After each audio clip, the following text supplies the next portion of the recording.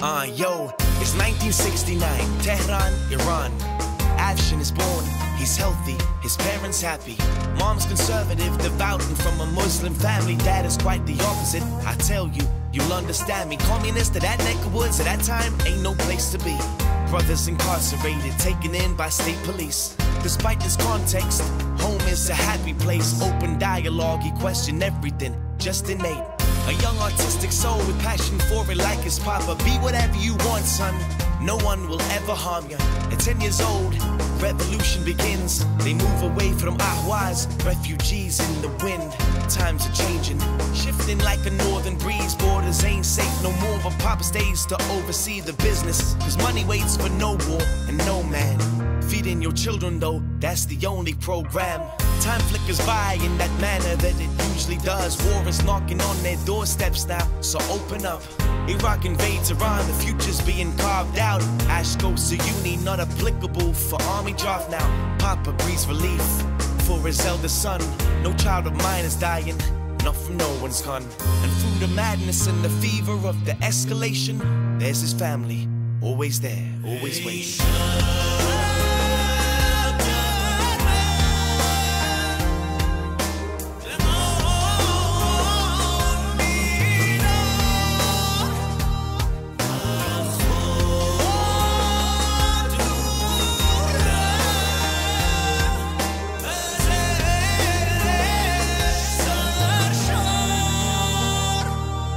Yo, he's 24 years old now, a tall and handsome man. He's 6'4", dark hair, his life is planned. He takes examinations to gain admission to the Tehran School of Arts. It's one fierce type of competition. In all the country, only 50 people make it. You have to have Da Vinci in your blood or really you ain't placing. But it's done, inshallah, they take you on. Mama says her prayers, Papa says, you make it, son.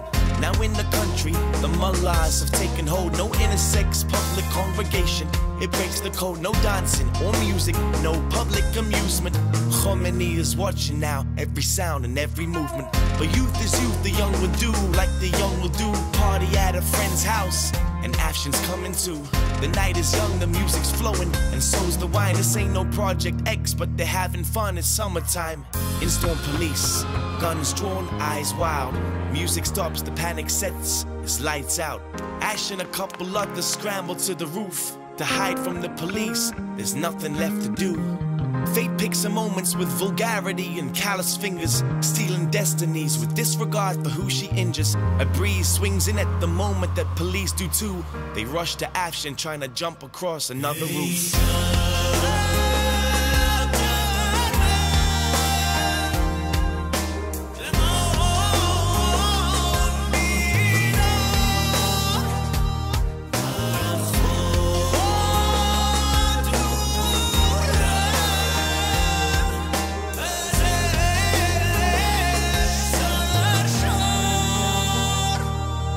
Yo, he screams apologies to the blank faces drawing near him. They pick him up, he's screaming now, he can see the demons. They hear no protest, they're backsheet, please let me go. Bad choice of words, and flying out, Afshin goes. 6 stories deep to the concrete street below. He falls silently, a poet in a dreamer's pose. People rush out to the body that's now on the street. His back is broken, but he's breathing and his heart is weak. Police get panicked by the outcries that start to happen. Despite the screams, they drag him inside, his bones are cracking. You talk to Afshin, he'll tell you he remembers nothing, just the outlines of the people who all felt his suffering. They try to take him to the hospital to get him treated. Police follow him, the doctors all refuse to see him. They stalk the car throughout the night so that the city knows. Here drives the fool who tried in vain to break the city's code. Desperate Afshin's father bribes them to let him leave their code. Relax, it's funny how money has that effect, it seems. 12 hours later, in a state now beyond repair, they let him into hospital. The doctor's waiting there. They try to fix him, but it's too late. The damage set. Now Ash is left with his regrets and his loneliness. Fate picks her moments with the swiftness of a swinging blade. You hear it coming at the moment that it's just too late.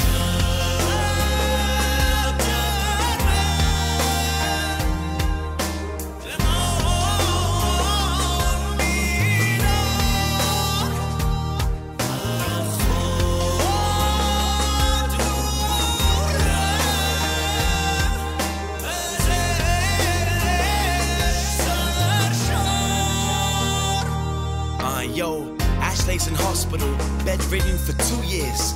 Can't sit up straight, the pain is just too much to bear. Lesser people would have given up long ago, but not for Afshin, he's a fighter, you can't break that soul. His father gives him the results from his examinations. You came top 20 in the country, time for celebrating. He straps a pencil to his hand and ash begins to draw. Excruciating, but the pain he's learned is to ignore. He keeps on drawing like he's sketching for his very life. And on the paper, his destiny comes alive. His family puts his work for sale at a Tehran exhibit. Every piece sells, so he can start his living. He moves to England to start fresh and make a life.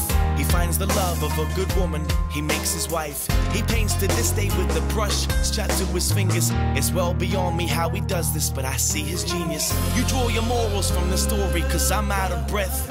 All I know is for this man, I have huge respect. So when you find yourself swept up in the winds of fate, just think of Afshin and the future that he learned to paint.